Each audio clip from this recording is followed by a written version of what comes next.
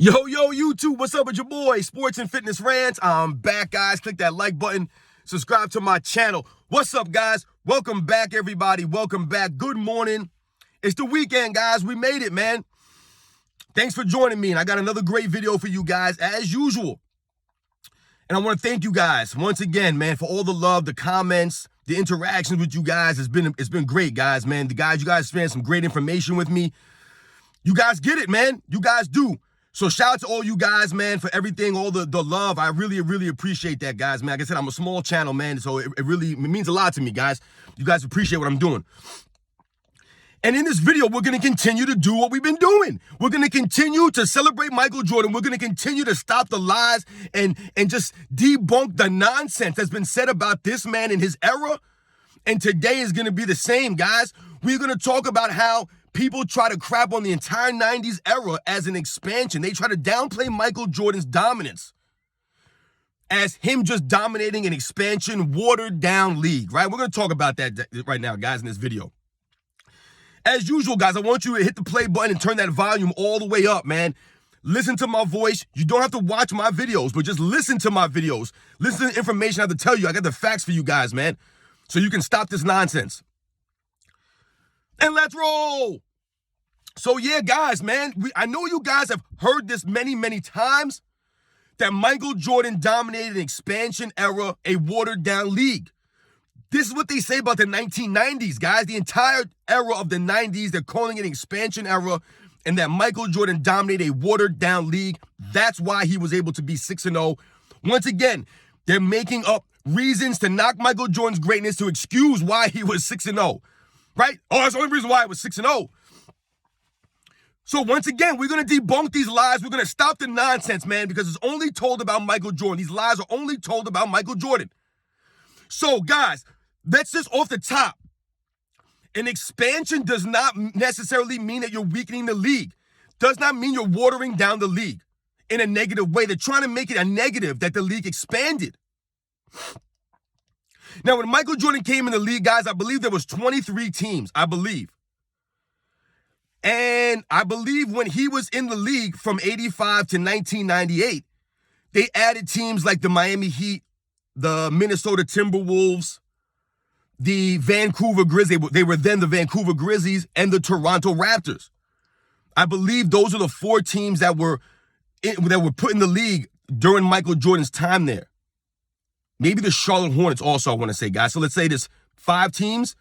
So I want to say when Michael Jordan came, there was 23, and when he left, I believe there was 28 teams, if I'm right, guys. I might be wrong on that, but you get what I'm saying, right? The NBA added about 4 or 5 teams during Michael Jordan's 15 years in the NBA when he played in the Chicago Bulls, right? From 85 to 1998, guys, right? So, yes, they added some teams during that time. However, what a lot of people don't speak about, who maybe don't even know, is that from 1969, guys, to 1980, before Michael Jordan even came in the league, the NBA went from 10 to 22 teams. That's right, you heard me correctly, guys.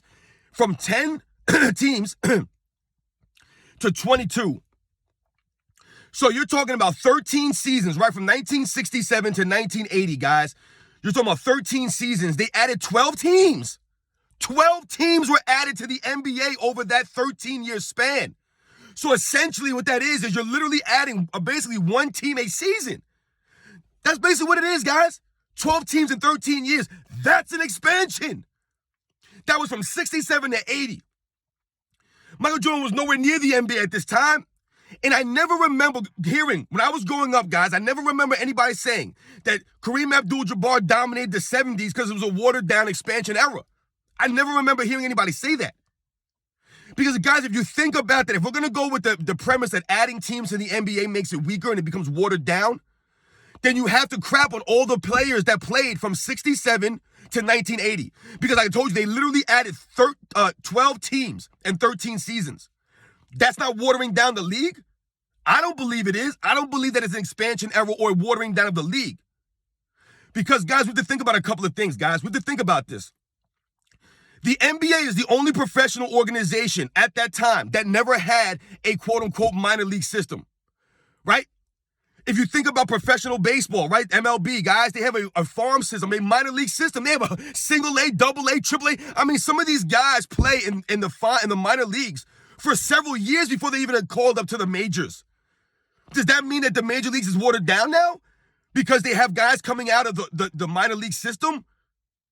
How about the NFL, guys? If you guys don't realize, the NFL doesn't have a quote-unquote minor league system, but what they have is a practice team, right? They have practice team players. Guys that get called up from the practice team.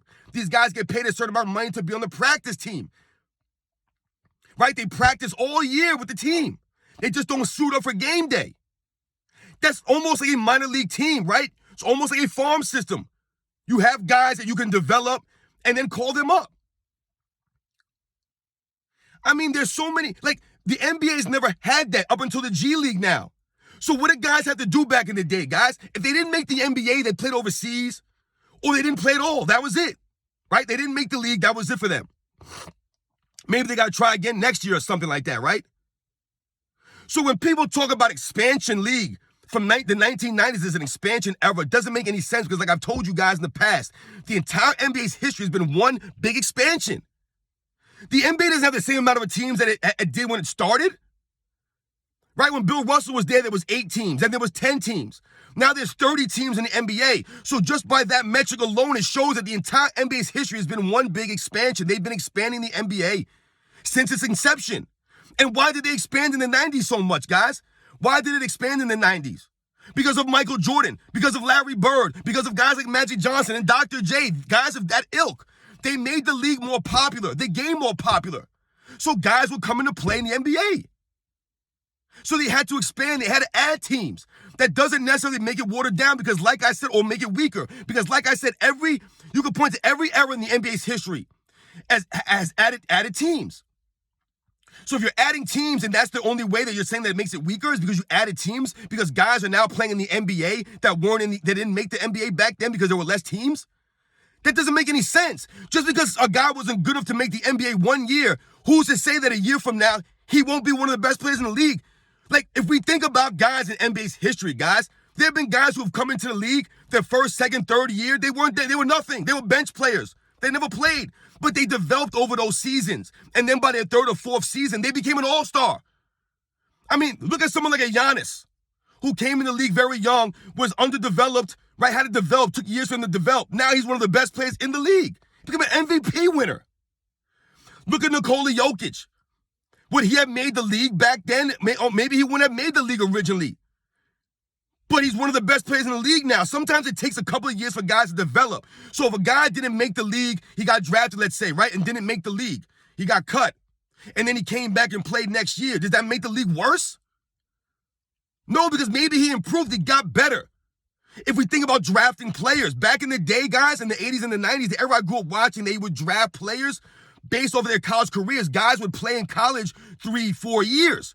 So you can really gauge a guy's talents, his skill level, his fundamentals, things like that. That's what guys were drafted based off of, their fundamentals, right? Not their athleticism and things like that. How good they were to fit into a system, how good of a college player they were. Like I told you, these guys played 3-4 years. They didn't play 1 year and go to the NBA back in those days. So you could actually judge and grade players in college.